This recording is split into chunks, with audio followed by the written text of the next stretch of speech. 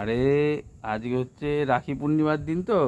দিন আর নেই, রাত। আজ এখন রাত 1টা বাজে। আমাদের তবু চাঁদ দেখার এমন নেশা, রাত 1টাতে আমরা সব কাজকর্ম সেরে, ছুটির দিন, টাইমের মাথা মুন্ডু নেই, সব করে রাখি পূর্ণিমার চাঁদ দেখতে এসেছি। কিন্তু চাঁদ তো মেঘে ঢাকা, খানিক খানিক দেখা যাচ্ছে, কিন্তু বাকিটা মেঘে শুভ ঢাকা। রাখি পূর্ণিমা যদিও হয়ে গেছে।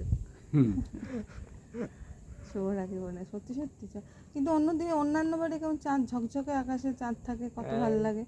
একটু খানিক আবার আগেও ঢেকে ছিল, গেছে। কিন্তু এখন আজকে তো মেঘে নেই। ঢাকা। আজকে মেঘে ঢাকা, কিন্তু মেঘে ঢাকা চাঁদ দেখতে আমরা রাত 1টার সময় ছাতে এসেছি। শোনো, মহারাজ বাপ্পাদিত্য।